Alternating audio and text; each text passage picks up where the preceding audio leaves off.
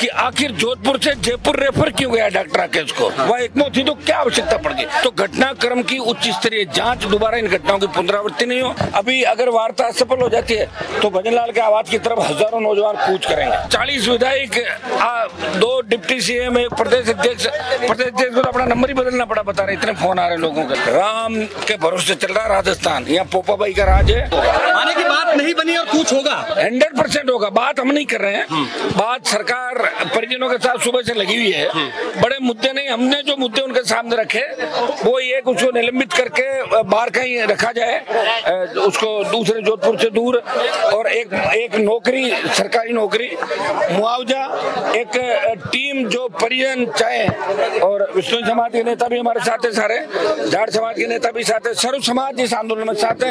एक SIT का गठन पूरे घटनाक्रम की कि आखिर जोधपुर से जयपुर रेफर क्यों गया डॉक्टर राकेश को, वह एकमो थी तो क्या आवश्यकता पड़ गई। तो कहाँ लेफ्ट से जो है, तो घटनाक्रम की उच्च स्तरीय जांच, दोबारा इन घटनाओं की पुनरावृत्ति नहीं हो।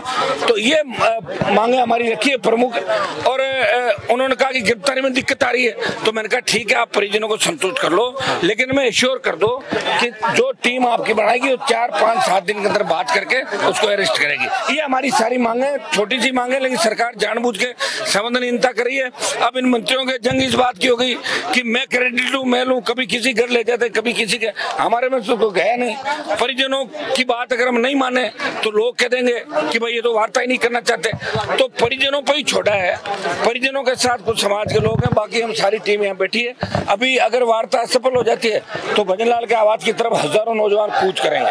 वार्ता करने में भी, परिजनों से मिलने भी 1 सप्ताह का वक्त लग गया इन मंत्रियों को। तो ये तो भजनलाल जी की सरकार है, तो और भजनलाल जी सरकार का मतलब क्या है, यही तो भजनलाल जी हैं।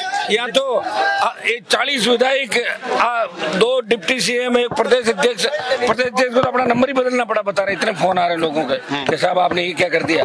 उनको कह दिया भर्ती तुम्हारे आगे हो जाएगी तारीख, और तारीख आगे हुई नहीं। तो कितना अपमानित होना पड़ा बीजेपी के। भारी आक्रोश है भारतीय जनता पार्टी के अंदर।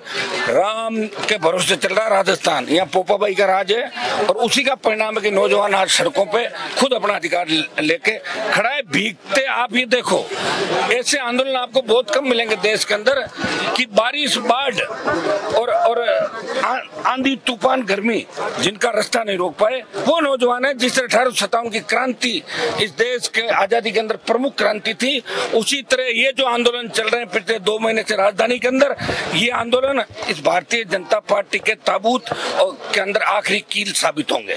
वार्ता में कौन कौन से मंत्री है?